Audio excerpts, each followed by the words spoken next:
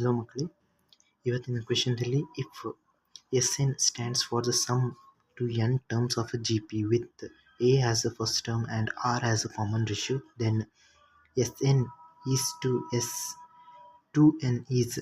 ನಿಮಗೇನು ಕೇಳಿದ್ದಾರೆ, S N G ಪಿದು ಒಂದು ಫಾರ್ಮುಲಾ ಇದೆ, ಎಸ್ ಎನ್ ಫಾರ್ಮುಲಾ.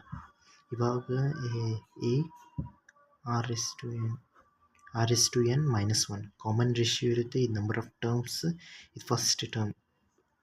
ಓಕೆ, ಇದು ಇನ್ಫಿನಿಟಿ ಇತ್ತಂದರೆ ಎ ಒನ್ ಮೈನಸ್ ಆರ್ ಆಗುತ್ತೆ. ಓಕೆ, ಇದು ಇನ್ಫಿನಿಟಿ ಇದೆ.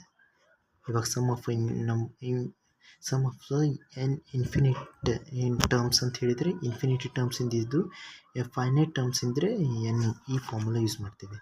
ಇವಾಗ ಫಸ್ಟ್ ಫಾರ್ಮುಲಾ ಇದಿದೆ. ಅವ್ರು ಅಂದಿದ್ದಾರೆ A as a first term and R as a common ratio ತಗೋರಿ ಅಂತೇಳಿ. ಇದು ಕರೆಕ್ಟ್ ಇದೆ, ಇದು ಕರೆಕ್ಟ್ ಇದೆ. ನಮಗೇನು ರೇಷಿಯೋ ತೆಗಿಯಕ್ಕಂದಿದ್ದಾರೆ, S N is to S to N ಅಂತ ಹೇಳಿದ್ದಾರೆ. ಎಸ್ ಟು ಎನ್ ಅಂತ ಹೇಳಿದರೆ ನಮಗೆ ಎ ಫಸ್ಟ್ ಟರ್ಮ್ ಹಾಗೆ ಇರುತ್ತೆ, ಇಲ್ಲೇನಾಗುತ್ತೆ ಟು ಎನ್ ಆಗುತ್ತೆ, ಇಲ್ಲಿ ಮೈನಸ್ ಒನ್, ಯಾಕಂದರೆ ಎನ್ ಜಾಗದಲ್ಲಿ ಟು ಎನ್ ಹಾಕಿದೆ, ಇಲ್ಲಿ ಆರ್ ಮೈನಸ್ ಒನ್ ಆಗುತ್ತೆ.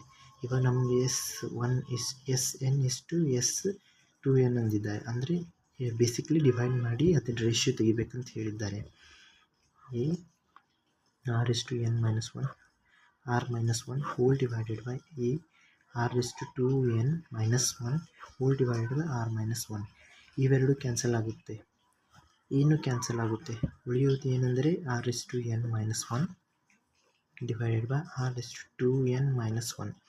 ನೀವು ಕಲ್ತಿರ್ಬೋದು A square minus B square equals to A plus B, A minus B multiply ಆಗುತ್ತೆ ಅಂತೇಳಿ.